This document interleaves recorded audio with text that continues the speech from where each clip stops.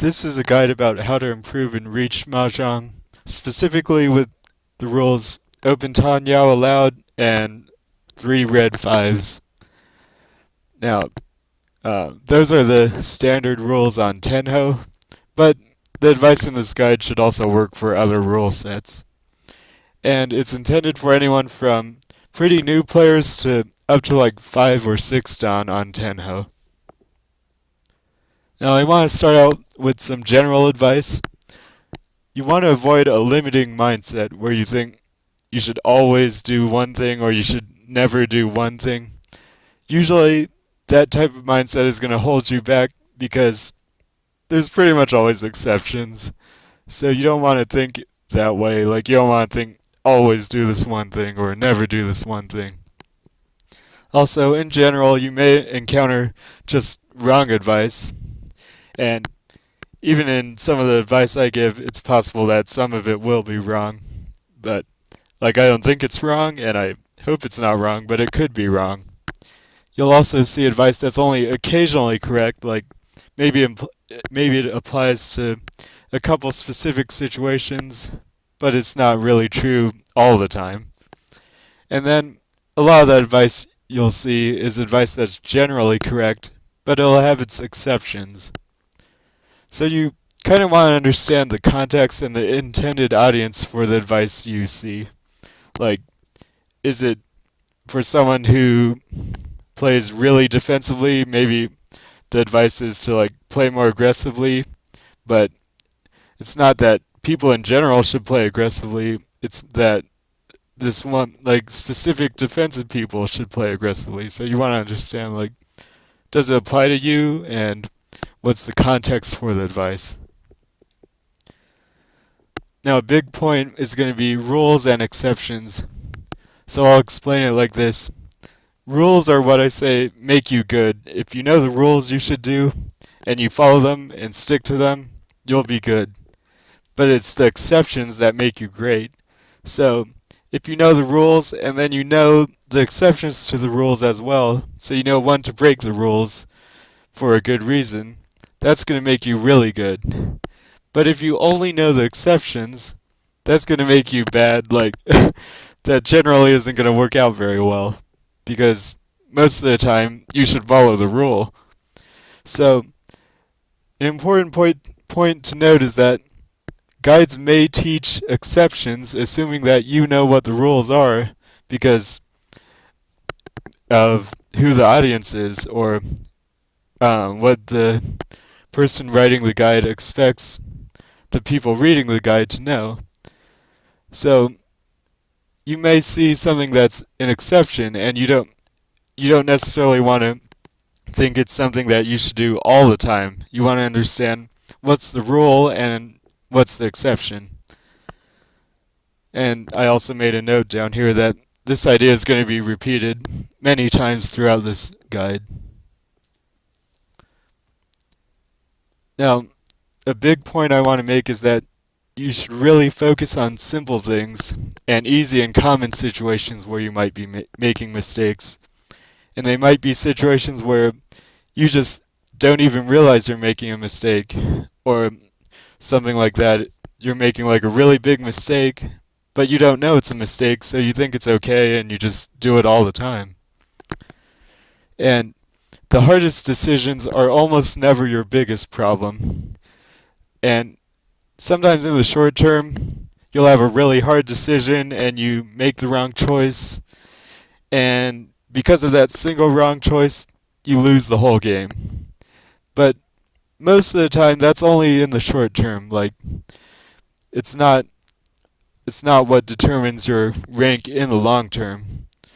It's more the simple things and the common situations and doing those things well that's going to play out and cause you to do well in the long term.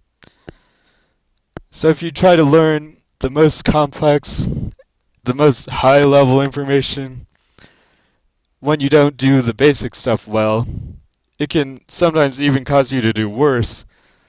So I put this example, maybe you're at 3 dan, and then you try to learn strategies that a 10 dan player is teaching, and they're teaching it to like 7 Dan players. So it's really complex stuff, really specific stuff, a lot of exceptions to the rules. So you learn all of that, but then you end up doing worse. That's something that could happen. It's not necessarily always going to happen, but it could happen because it's you might be learning stuff that's too complex when you don't really understand the simple stuff well enough. So on the other hand, if you're like 3 Dan and you learn the strategies that separate a 3 Dan player from a 4 Dan player, then you'll probably just make it to 4th Dan. And so you want to be at a level where you don't make mistakes that you know about, especially the simple ones. And you want to understand that stuff so well that you don't really have to think that hard about it. Now, after you can do that, you then want to try to learn more mistakes that you might be making. So maybe you're not making mistakes that you know about, but there could be a lot of mistakes that you don't know about that you're still making.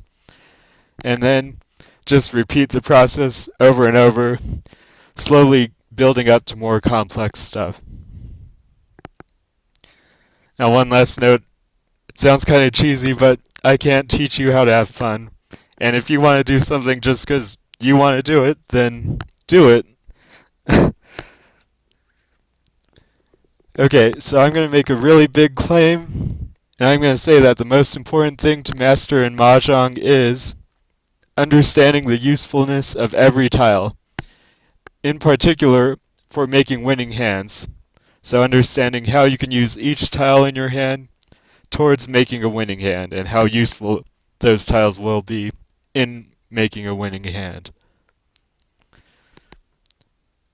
Now for an individual game, like I was talking about earlier, it may be decided by like a single big mistake. You dealt into one really big hand, or you declared reach and you shouldn't have, or you didn't declare reach and you should have, or you chose to push for your hand, try to win it really hard, and you played in, or you chose to play defensively and folded a hand, and you actually would have won.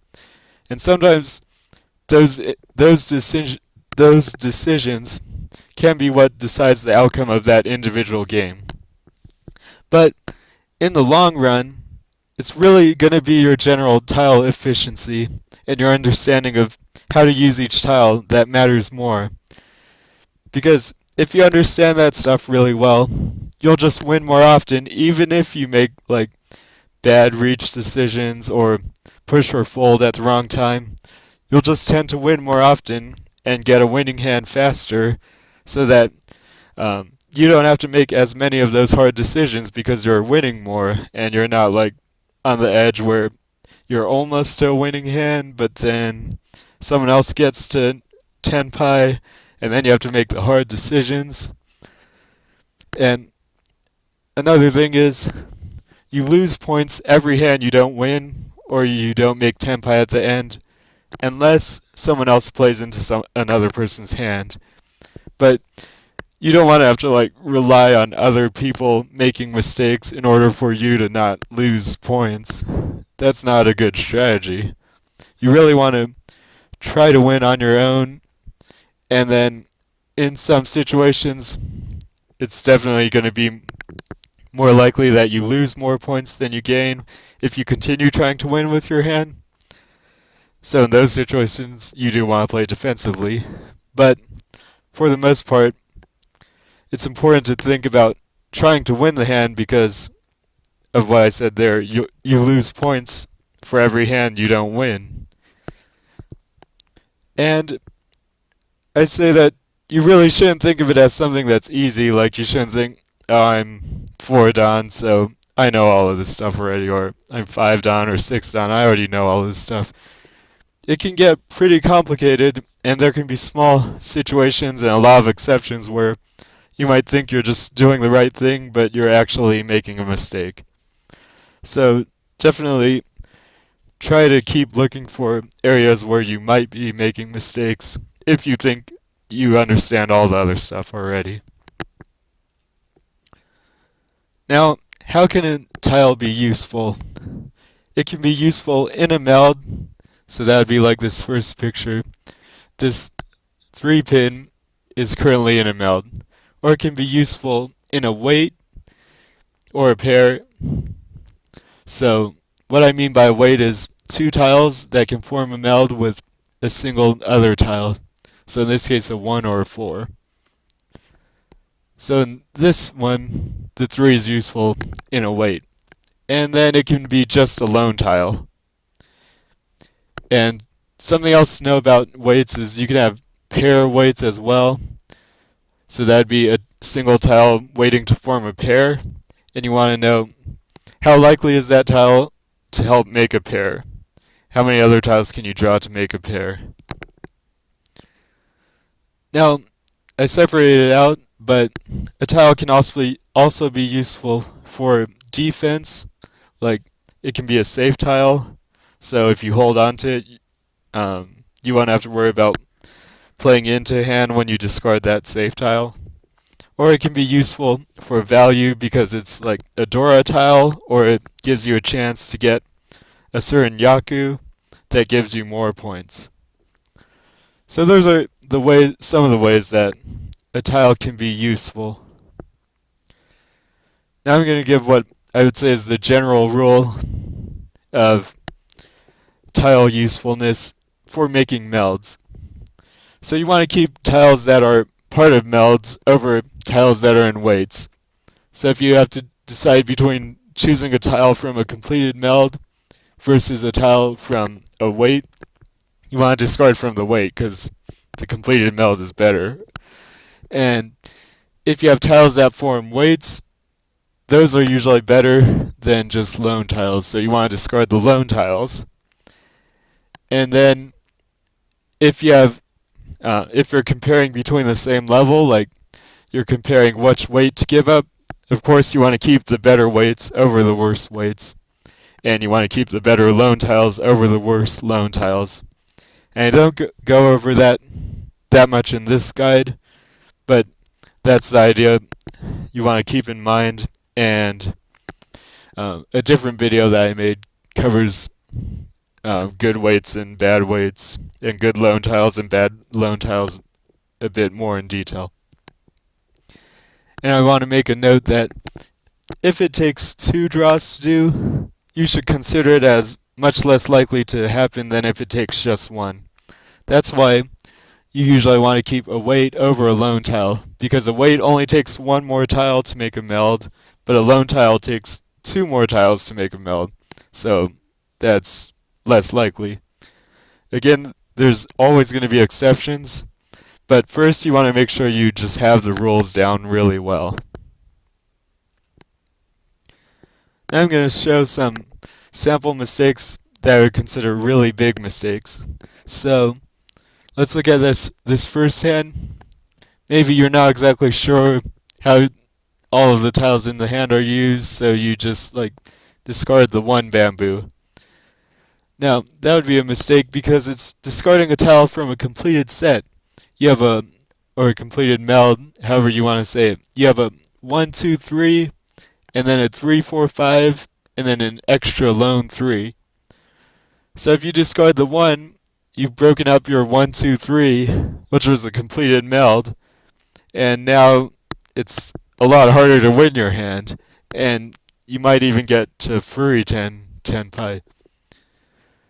So you want to know it's the 3 that's the extra tile in this situation. So you wouldn't want to discard like the 1, 2, 4, or 5 because that would be breaking up a completed set. Now you could also discard a tile from a weight over a lone tile, so maybe you're just looking at this hand and you think, oh well, 2 is closer to the edge than 3, so I'm going to discard 2. But the 2 goes with the 4, and that's a weight, and the 3 is just a lone tile, so you want to discard that lone tile first. And discarding a tile from the weight could be a big mistake. Finally, if you don't really understand a certain shape in your hand and you make the wrong discard, you might be destroying your weights. So let's look at this shape. Let's say you choose to just discard the 2 pin. That's actually a really bad discard because it destroys both of the weights you have here. So the weights you have here are you have a 2-3 and a 3-4-5. So the 2-3 is the weight that can be completed with a 1 or a 4. But the other way of looking at it is you have a 2-3-4 and a 5-7, and the 5-7 can be completed with a 6. So 1 or a 4 or a 6 will complete a meld in this area. Now if you discard the 2, you now have 3-3-4-5-7, and it's like a lone 3 and a lone 7. So you destroyed all the weights you had in the area, and now it's like really hard to win. So that would be a pretty major mistake. So a note about how to avoid the major mistakes is try to recognize like if you do something like that, and sometimes it's going to cause Furiten because you'll draw the tile that would have completed the weight or something like that. So you definitely want to notice if a tile you drew could have completed a meld. And then you also want to know how many completed melds are in the shapes that are in your hand. And then which tiles are the extra tiles. So, for example, there are 2 completed melds in the bamboo tiles, 1, 2, 3, and 3, 4, 5, and then 3 is an extra tile. Or here, there's only 1 completed meld. There's a 3, 4, 5, or it could be 4, 5, 6, or 5, 6, 7, but no matter how you put it together, there's only 1 completed meld, and most of the time you'll look at the 6 and the 7 as extra tiles. So you want to try to understand that stuff and really know it and understand it really well and not have to think too hard about it. Now I do want to talk about the importance of good weights.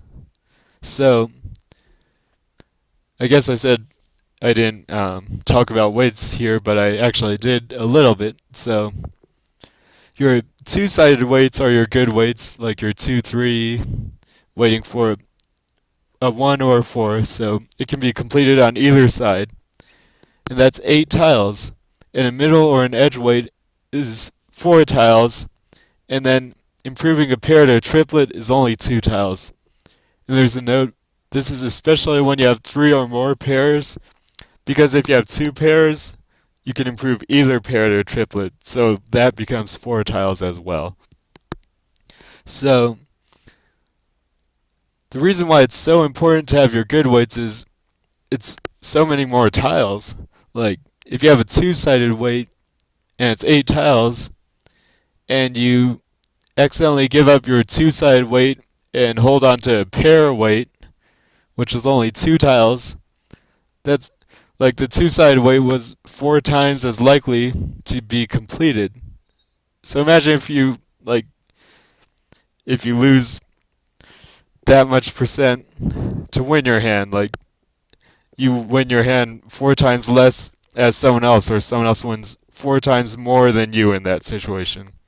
That's of course a really big deal. So you want to make sure you're keeping your good weights. So like in this first hand, this is like the example I was talking about. It has 3 pairs. So maybe you're looking at it and you're thinking, oh, I want Tanyao, so I might as well discard this 2, and I can still call Pon for the 3, or this 2, or this 4. Well, that's true, but then you go from 8 tiles here that would complete a meld if you discard the 3, to just 2 tiles. And even if you can call Pon from anyone, I wouldn't consider it enough of an advantage for discarding your good 2-sided weight. Now let's look at this second example. This brings in the concept of overlapping weights that I talked more about in a different video. But the idea is this 6-7 and this 7-9 are 2 weights, but they overlap in the sense that they both are completed with the same tile, the 8 of bamboo. So it's not as good as a different weight. So like this, now you have to choose which weight to discard. You want to discard the overlapping weight and you want to discard the 9. So to get a sense of how big of a difference it is, if you were to discard this 5, then you can't complete a meld here with any single tile draw. So that's losing out 4 tiles. But something else is you can't use these 7s as a pair that improve to a triplet anymore because you need to make 2 melds here and not just 1. So because you can't improve these 7s to a triplet and you can't use them as a pair either, and that means you can't improve this pair of 1s to a triplet and get to Tenpai either. So that's a total of 8 tiles that you're losing out on, and 8 more tiles left, the 5 and the 8, to get you to Tenpai. So that would essentially be cutting your chances to get to Tenpai in half for no good reason.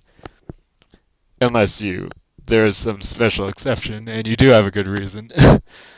But you would rather discard this 9 because when you discard the 9, the 7s could be your pair and you could make a triplet of 1s here. Or you could make a triplet on the 7s and have the 1s as your pair. Or you could draw the 5 or the 8 still. Or the 4. So it's so many extra tiles. That's a really big deal that you notice things like this and you don't want to have to you want to make it really natural, really obvious that it's much better to discard this overlapping weight and keep this weight that's not overlapping.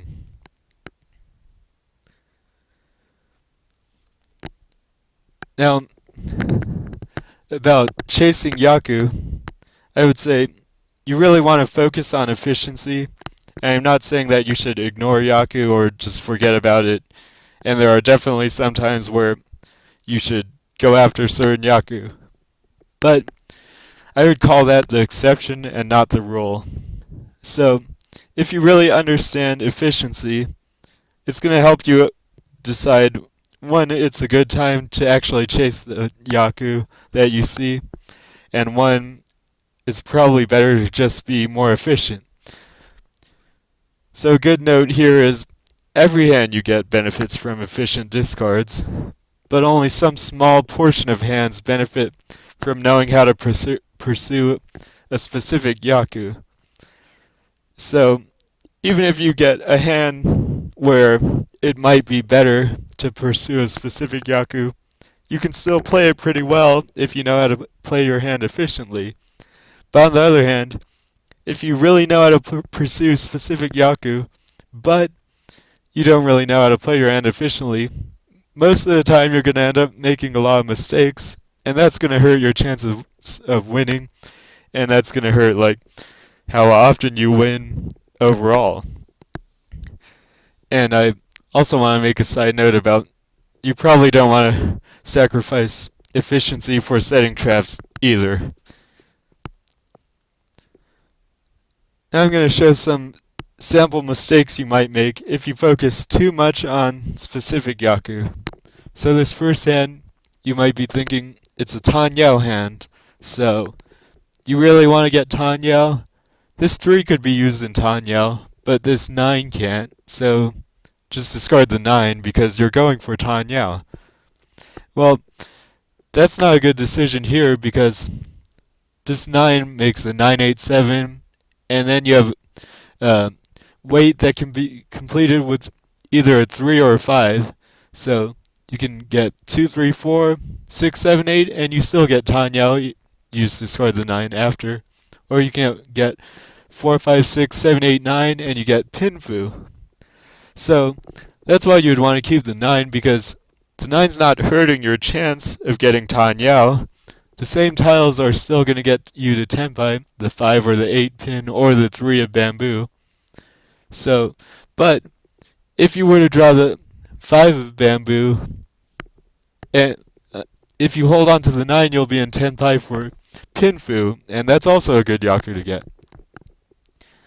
Now, On the other hand, if you hold the 3 and you want to use it to make Tanyao, you have to either draw two more threes, which is really unlikely, or you have to draw like exactly a 2 and a 4, or a 4 and a 5 and another 5.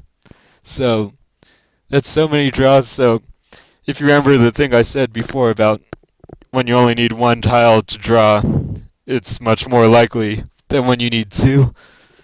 Well, in order to use the 3 in a Tanyao hand, you need 2 and in some cases 3. Like if you want to make a 3, 4, 5, the 5 goes with the 6, 7.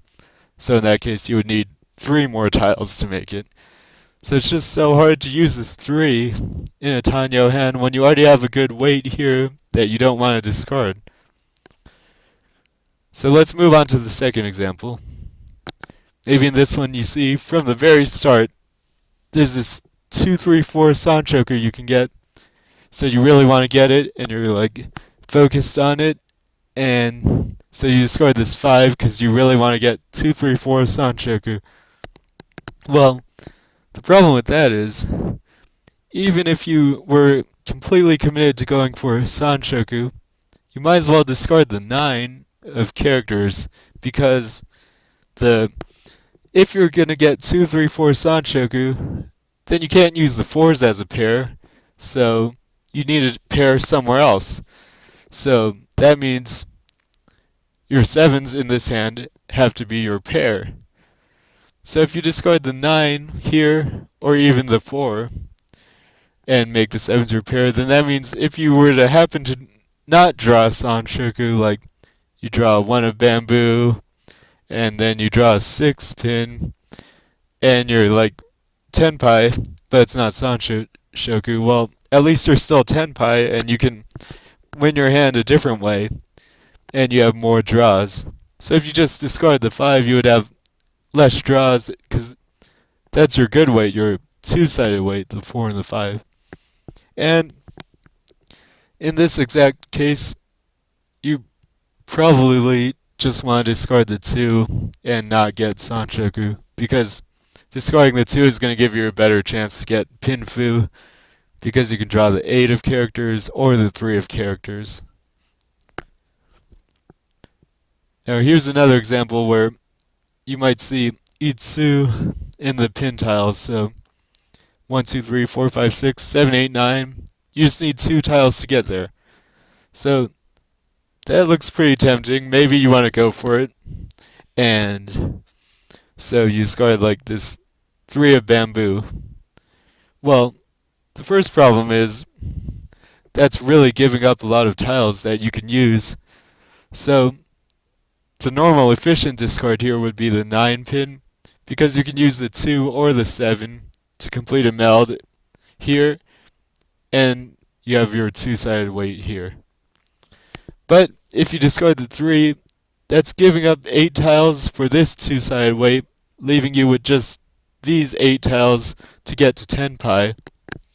And when you get to tenpai, it won't be as good, because it'll just be a single weight. So you're like cutting your chance to win in half, and then you even have a worse chance to win when you get into tenpai. And not only that, you can't really use the tiles that improve your hand. So if you draw like a 4 pin, that would improve your pin tile weight to a 2 or a 3-sided weight. So let's say you discard the 9 and then you draw the 4, then you have a 3-sided weight, because you can draw a 2 or a 5, or you can draw a 7. So if you discard the 9 and then draw that 4, it'd be a 3-sided weight. But if you like commit to Itsu, well, now you could discard the 2 of bamboo, but the extra tile, the 5 pin here, that would complete the 3-4 weight with the extra 4 you got. If you complete that weight, you don't even get Itsu, and you still are left with your bad weight in tenpai. So it hurts you in a lot of ways to go for Itsu here, because first it's just the number of tiles that you can use, and second it's like how good your weight is when you're in tenpai, and then third it's like you can't use the tiles that would have improved your hand. Now again, I want to mention that there's definitely going to be exceptions. Like even in a hand like this, maybe for some reason you need that much points for like to get out of last or to get first or something, and there's going to be situations like that where you really do want to pursue a certain yaku. Just in general, a lot of the times it's better to just focus on being efficient.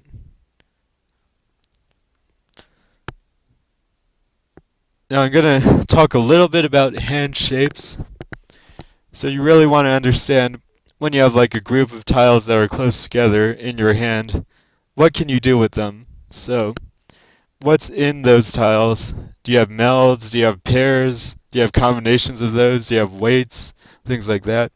What can you draw to improve it? Like to complete a meld, or to make a pair, or to make another weight, things like that. And then if you need a pair, then how should you think about that shape? And if you don't need a pair, then how should you think about it? So I'm going to give some examples. Here's some pretty simple hand shapes that you might run into. So if you're going over them, you want to look over the things I said, like what's in the shape. So in this first one, you have one meld and a pair or a weight. So the meld could be a triplet of threes, and it could also be 3, 4, 5. And if you use 3, 4, 5, then you have a pair with 3 threes. So it's like having a meld and a pair. And this shape, you have 3, 3, 4, 5, and then 3, 4 as a two-sided weight. Or you could look at it as 3, 4, 4, 5, 6, and 3, 3, 4. That way would probably be better. But so if you look at it as 4, 5, 6, and 3, 3, 4, you have a meld, and then you have a pair and a weight combined together.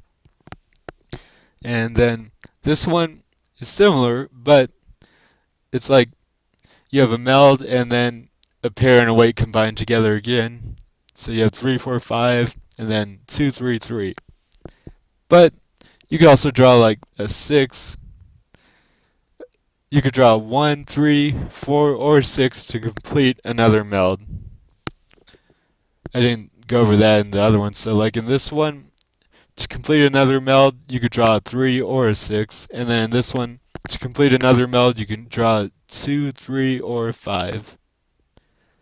Now in this hand shape, you should look at it as a lone 3 and then a 7 and a 9. So you have 5, 6, 7 and a lone 3 and then a 7 and a 9. And you don't have a pair anywhere in there. Like you can't use the 7s as a pair really because they're part of the 5, 6, 7. So you don't exactly have a pair here. Then you have this 7, 7, 8, 7, 7, 7, 8 shape. This would be a single meld and then like a lone tile, so like a lone 8. But this lone 8 has a really good chance of making a pair. So roughly this is what you should understand is in these shapes. Now also for the last two bullets are thinking about your shapes based on if you need a pair. So I want to go over that now. So if you need a pair in this first shape, it's already there. So you wouldn't have to do anything else. If you need a pair in this second shape, you would probably discard the 4 pin. So sometimes when your hand needs a pair, if you have a shape like this, it looks like a good weight, and it is. But if you need a pair, you might end up discarding this 4 pin. So you have a pair.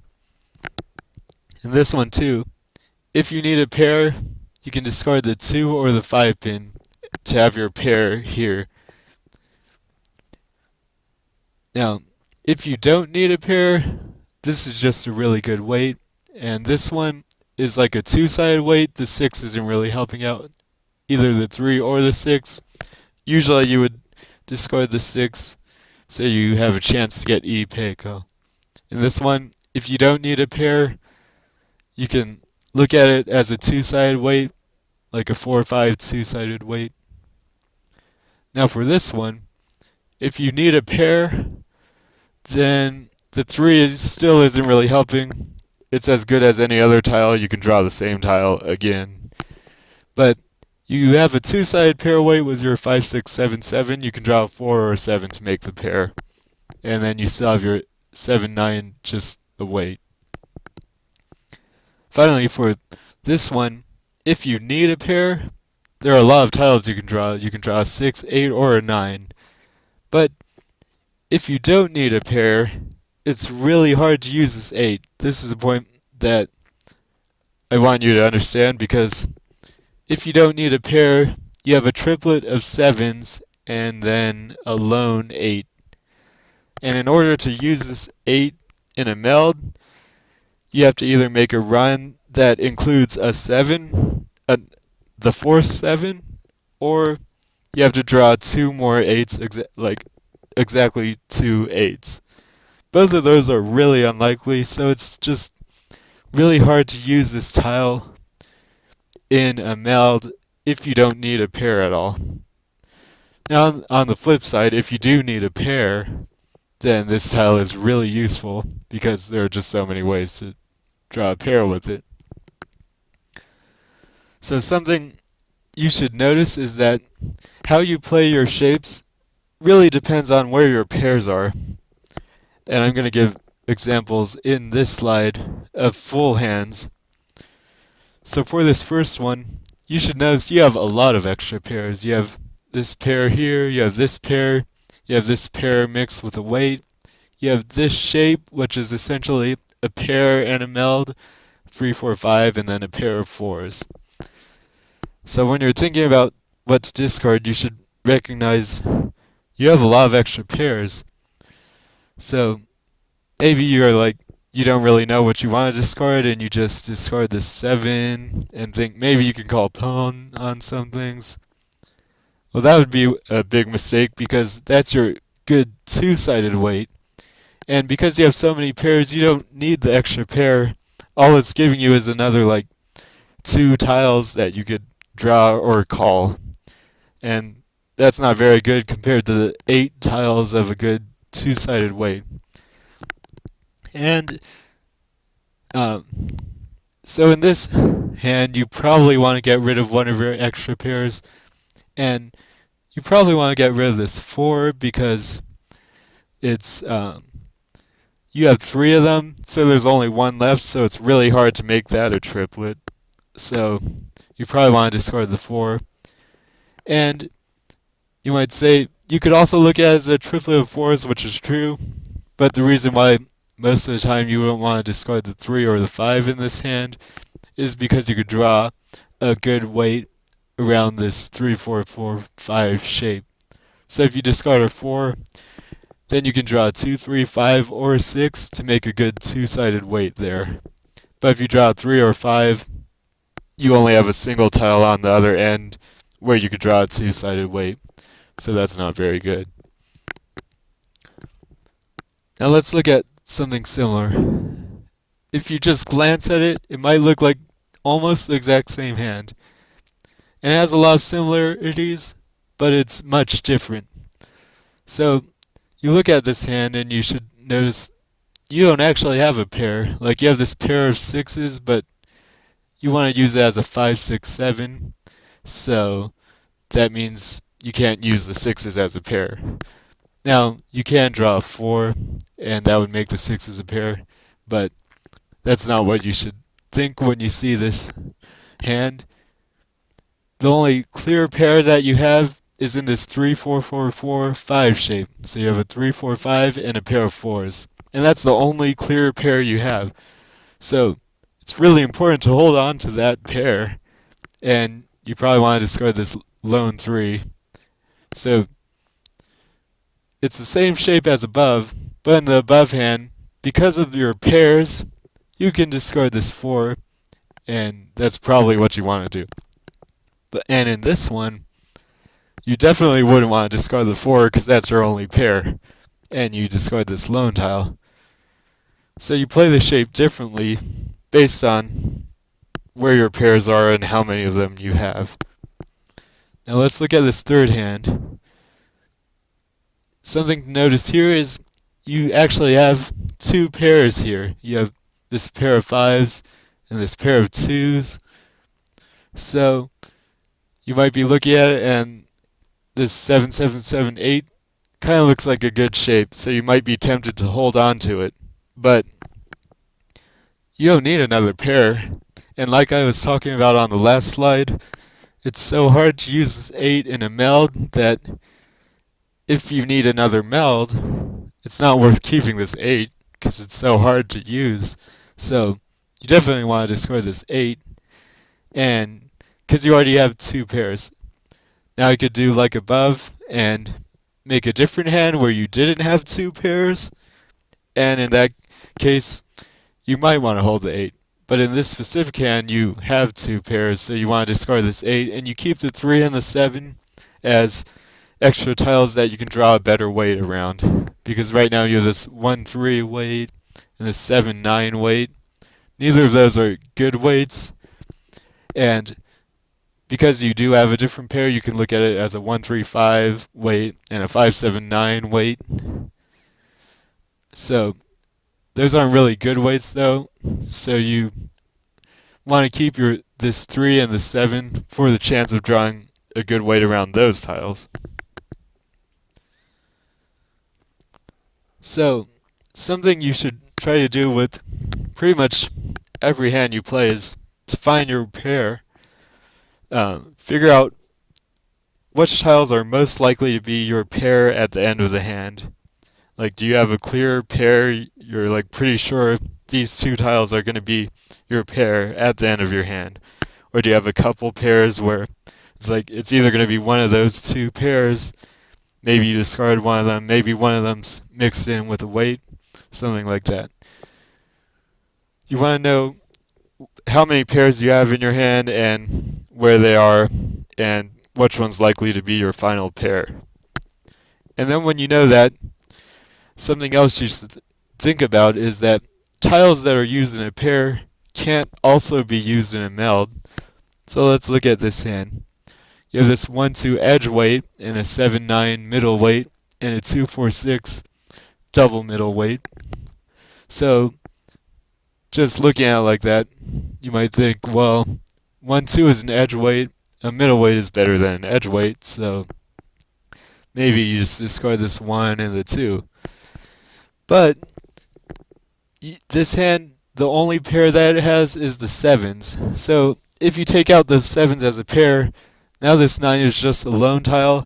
That's even harder to use because 2 of the 7s are taken out as your pair.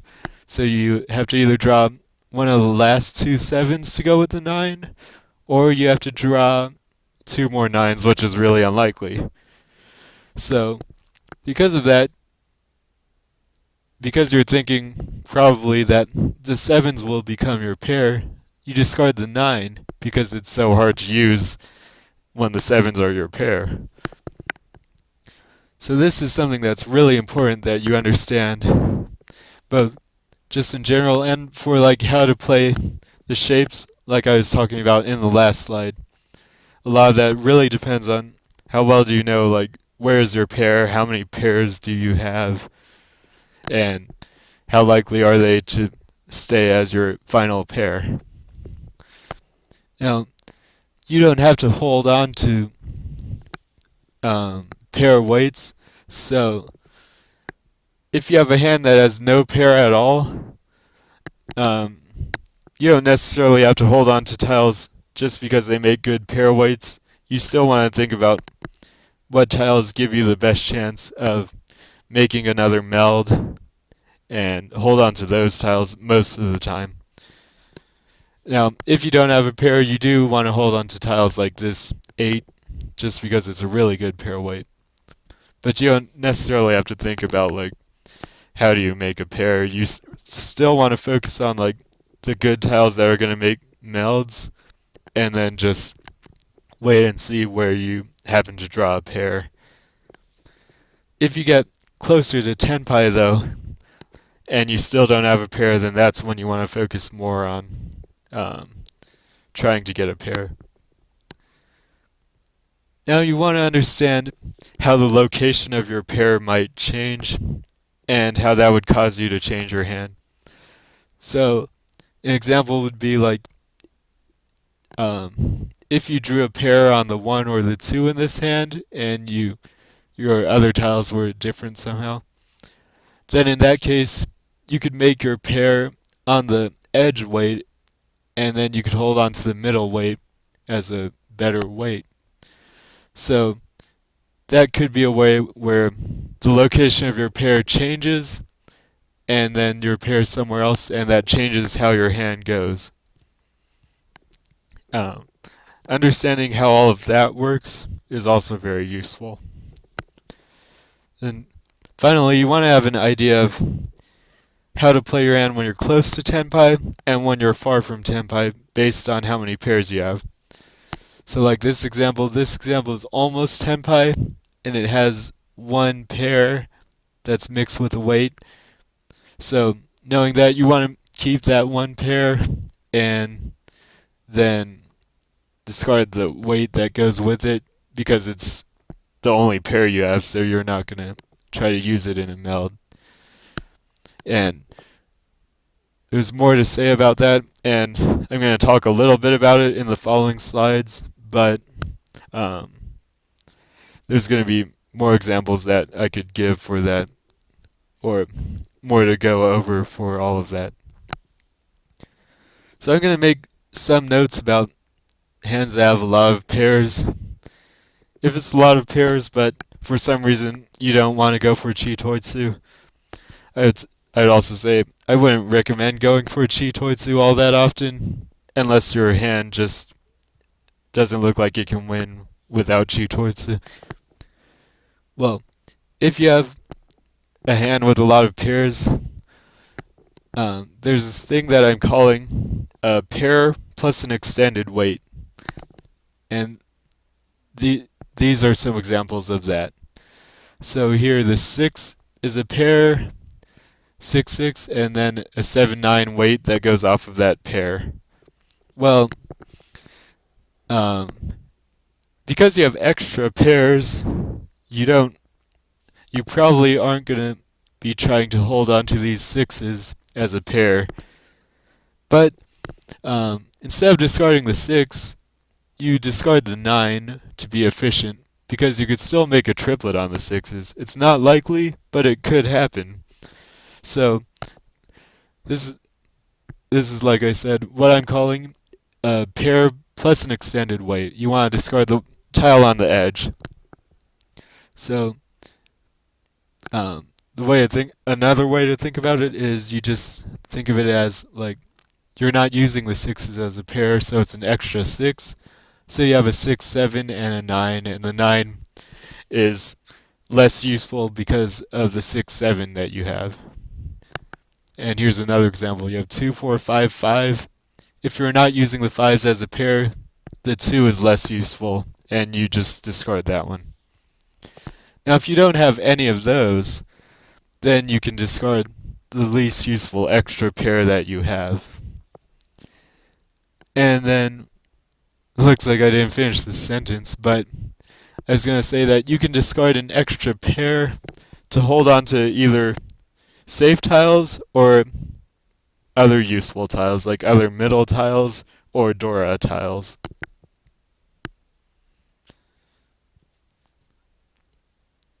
Now I have some notes for hands that don't have clear pairs at all. And in general, in a hand like that, if you have a pair and a meld weight mixed together, like this 1-1-3, you're usually going to want to make one clear pair. So that means discarding that um, tile that makes the weight to hold onto the pair. So that would be the 3 in this 1-1-3. So since this hand has no clear pairs, discarding this 3 is probably what you want to do to make a clear pair with the 1s. And that may even include discarding a tile from like one of the special shapes that I showed here. Like if you have a shape like this, maybe you're going to end up discarding this 4 so you have a clear pair. And again, there's going to be exceptions, but if you follow that as a general rule, you'll probably be all right. And so that's if you don't have a pair. But again, it's different if you actually have a pair. So like in this follow-up hand, now you have a pair of west wind. Now you don't want to discard this 3 because it's a 1-3 weight and 4 tiles are going to complete it. And you would rather discard like this 3 or the 9. You can draw a better weight around the 3, so you probably want to discard the 9 pin. And it might look like, or it's actually true that that also gives up a middle weight, which is also 4 tiles. But the thing is, you want to keep the you want to make your worst weight as good as possible. So this is another good concept to talk about, and I don't have any slides on it, but I'll mention it here. So you want to make your worst weight as good as possible, and if you discard this 3, then your worst weight is the single 3-5 and the single 7-9 and your pair to triplet weights, and all of those are bad weights. But on the other hand, if you keep this 3, you got this 1-3 middle weight, and that's not that good, but it's mixed with your pair, so that means you can either complete the 1-3 or you can improve either of your pairs to a triplet. So that's kind of like 8 tiles, or that is 8 tiles, that will complete a meld and leave you with a pair left over.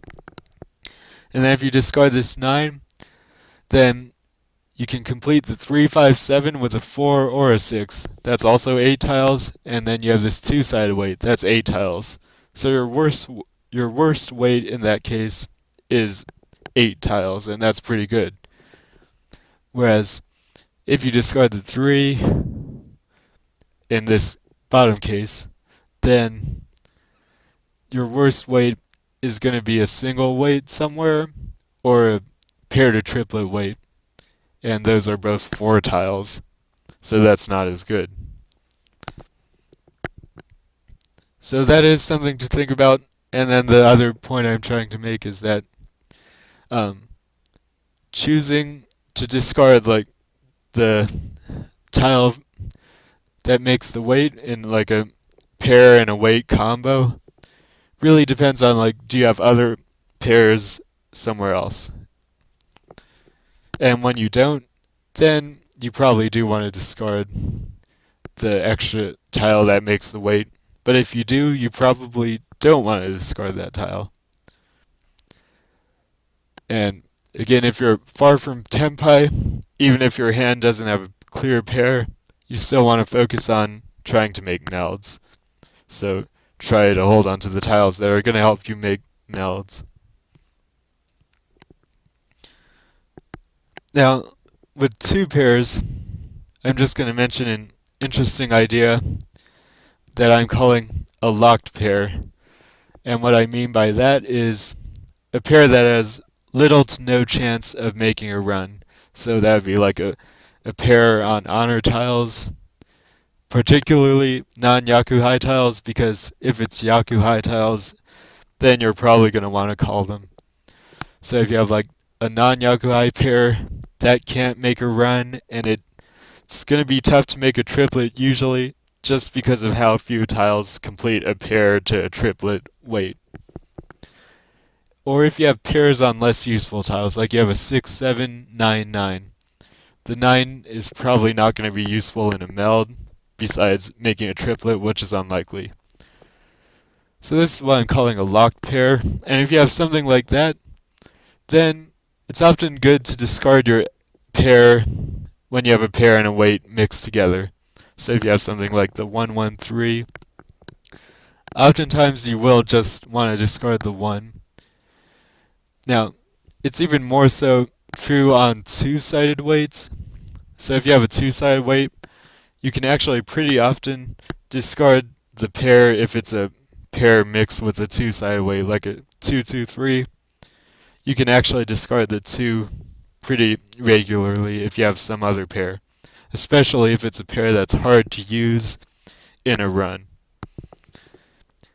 And some reasons you would do that are so that you could hold on to other good middle tiles and you can draw better weights with them, or you can hold on to like Dora tiles, or you can hold on to safe tiles. And this is something you also want to do, like I said earlier in the game, sometimes in the middle of the game too, sometimes later, but earlier in the game, you don't really know with every hand where your weights are going to end up. So if it's not very clear, you might want to discard some of your extra pairs, even if you only have 2, just to hold on to other like middle tiles or Dora tiles or other useful tiles. So that's all the slides I have, besides a recap and then one more after. So to go over everything, you want to be able to recognize how each tile in your hand is useful, particularly towards making a winning hand. And for tiles that form weights, you want to understand which weights are better and exactly how much better they are. So like, most of the time you don't want to discard a two-sided weight for a pair to a triplet weight, just because the two-sided weight is so much better. Then, for lone tiles, you want to understand which ones have better chances of making melds and how much better that chance is. Then, about chasing yaku, most of the time you should focus on just on efficiency. And if you're going to chase a certain specific yaku, you really want to have a good idea of how much it's hurting your efficiency and is it worth it. So even if you like just miss some obvious yaku, sometimes maybe there's an obvious sanshoku and you just miss it, but you're always efficient. If you play like that, you'll still do really well. And there might be like a rare scenario where you lose out on a lot of points because you miss the sanshoku or you miss whichever yaku it is. But you're still going to play well pretty much all the time. Whereas if you just chase yaku and you don't know how to play efficiently, you're not going to play very well most of the time. But sometimes you'll get the yaku you're aiming for. So that's why I would really stress you want to focus on efficiency, and if you're going to chase a yaku, know how much it's going to hurt your efficiency. Then, when you have tile shapes that have a lot of tiles that are close together, you want to make sure you really understand what's in those shapes and what should you do with those shapes based on whether or not you have other pairs. So, again, it's a good point to make sure you remember, like, there's not like one thing that you do with the shape that you have. It's more, it more depends on mostly like how many other pairs do you have and what kinds of pairs are they. That's going to determine what you should do with your shape.